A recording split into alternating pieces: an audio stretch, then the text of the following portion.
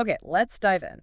You've shared some material here that brings up a genuinely fascinating paradox, really. Mhm. We often picture progress, technology, innovation all going hand in hand. Sure, you expect that. You'd think systems that prioritize these things would naturally elevate the people who make them happen. But, well, according to the source, sometimes in specific environments, the opposite happens. It does, and that's really the core puzzle this material gets into. It observes that in places with, let's say, deep bureaucracy, technology can actually stagnate or even decline. Wow. And it's not because the talent isn't there, but because the system itself doesn't effectively recognize or reward the people actually doing, building, the fixing, Yeah. innovating. So the big question we're tackling in this deep dive is why? Why do these technical professionals, engineers, developers, skilled craftspeople, find it so challenging sometimes to really advance and thrive, especially inside these big bureaucratic structures? Right. And our mission today is basically to unpack the insights from this source material. We want to understand the dynamics it's describing, look at the really compelling examples it gives. So historical and modern ones. Exactly, both historical and modern. And also confront what the actual cost is when the builders, the creators, aren't really given the recognition they probably deserve. Okay, let's start right there then.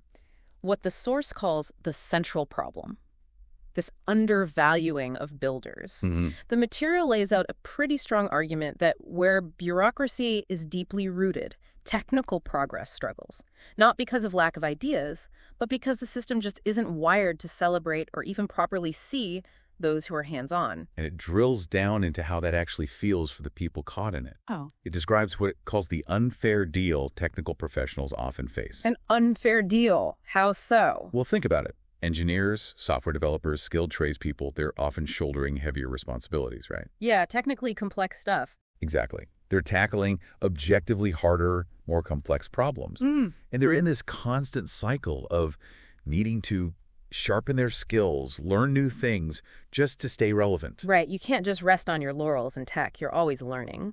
And the source contrasts this with the reward structure. Precisely. Often, these deeply technical people might receive pay and recognition that's, basically on par with administrative roles. Roles that might not carry that same level of technical burden or constant pressure to update skills. Okay, I can see how that would feel unbalanced. And the consequence of that imbalance, as the material points out, is, well, it's corrosive. It wears people down. Yeah. It makes them question, quite rationally, why should I put in all this extra effort? Solve the really tough problems.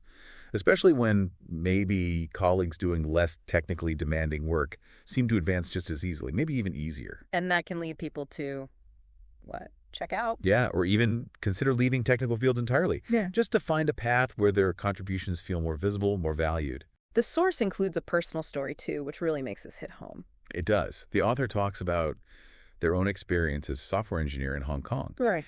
And they started out really fueled by a genuine passion. Loving the problem solving, building reliable systems, taking real pride in writing elegant code, making things genuinely better for the users. Still loving the craft itself. Absolutely. But then came the disconnect. Yeah. It became painful, actually, no matter how much tangible value they created through engineering. The recognition didn't follow. It seemed like the recognition, the promotions, the raises, they tended to flow towards management roles, often held by people who weren't actually involved in the coding or the building. Advancement seemed tied to managing people, managing meetings, not necessarily to the quality or the impact of the actual technical product. And the author had this critical realization. A heartbreaking one, they called it. The realization was that to really move up, they felt they had to stop being an engineer. Wow. They had to become a manager. And this experience fundamentally challenged their belief about whether builders, the people making things, were truly valued in that environment. It's a really powerful moment in the material. Yeah, that really illustrates the point. But what's fascinating is that this isn't just framed as like a modern tech industry problem or just one person's story. The source broadens the perspective quite a bit, showing this pattern might have historical roots. It specifically references Chinese history.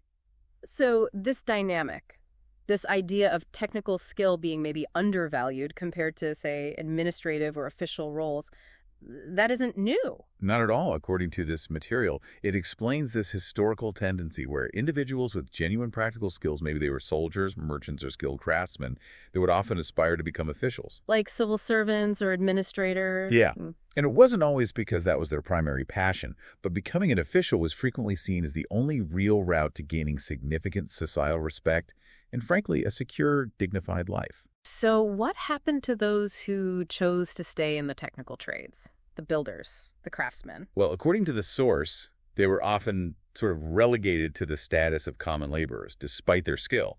They worked harder, but received less status, less reward. And the argument made is that this long-term societal pattern where that hands-on technical talent wasn't given its due respect, it actually contributed directly to a decline in craftsmanship over time, lower overall quality. And maybe even fostered a culture where cutting corners became more common, because excellence wasn't really the path to reward. That's exactly the point the source makes. Yeah. Because that excellence wasn't celebrated or properly incentivized. There's a line from the material that really stuck with me. When talent is not respected, excellence cannot survive. Yeah, that captures it perfectly. It really gets to the heart of the problem described. Absolutely. But this raises a big question then. Does it have to be this way? Right. And the source offers a really powerful contrast here. It points to other cultures that seem to have developed a different mindset. Specifically, it mentions Germany and Japan. Okay, Germany and Japan. What did these cultures do differently according to the source? Well, the argument is they built systems and, maybe more importantly, cultural values that deeply honored craftsmanship. Skilled workers in those societies weren't just seen as laborers. How were they seen? They were respected, often protected by guilds or strong traditions, and they were given the space, the time, the sort of cultural permission needed to truly master their trade over a lifetime. Like those examples the source gives, the watchmaker and the swordsmith. Exactly. Think about the kind of deep respect afforded a master watchmaker in Germany or a swordsmith in Japan. Their status didn't come from managing people. Right. It came from the extraordinary skill, the discipline, the meticulous care they poured into their craft itself. They were valued for pursuing excellence in building, not for having to transition out of it to be valued. That's a key distinction. Valued for the craft itself.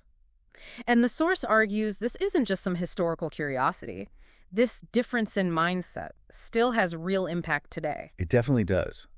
The material connects these cultural values, or this difference in values, directly to present-day outcomes. How so? It suggests that countries that have maintained that deep respect for their builders, their engineers, their manufacturers, their technical innovators are often the ones leading the way, leading in manufacturing quality, advanced engineering, overall innovation on the global stage. And conversely? Conversely, systems or cultures that fail to properly value their technical talent risk falling behind. They might become dependent on others for the very things they could be creating themselves. So there's like a direct line drawn here from cultural values around craftsmanship all the way to national competitiveness and even self-sufficiency in the modern world. That's the connection the source is making, yes. Which brings us to the call to action then. The part of the material that talks about how we might shift this dynamic, how we build a better future. Yeah, and the core message there is pretty clear. We have to stop sending this signal, whether it's implicit or sometimes explicit. The signal that management is the only way up. Exactly. That management is the only legitimate path to real success and influence, especially for our most talented technical minds. So what needs to change structurally? What does the source suggest? It really emphasizes changing the reward systems. We need to actively and significantly reward the people who are directly involved in creating, fixing, designing, improving things. So their technical contribution itself needs to be valued. Recognized and compensated in a way that's, commensurate with its difficulty and its impact, not just seen as a stepping stone to something else. It sounds like it's also about cultivating a different kind of culture, one where technical excellence isn't just like taken for granted, but is actively celebrated, lifted up. Precisely. The vision outlined in the source is one where engineers can stay engineers and still rise to positions of influence and respect, where craftsmen can feel genuine pride and security in mastering their trade, where builders of all kinds are seen as essential heroes in their own right. Because the payoff isn't just for that individual builder, right? Yeah. It's for everyone.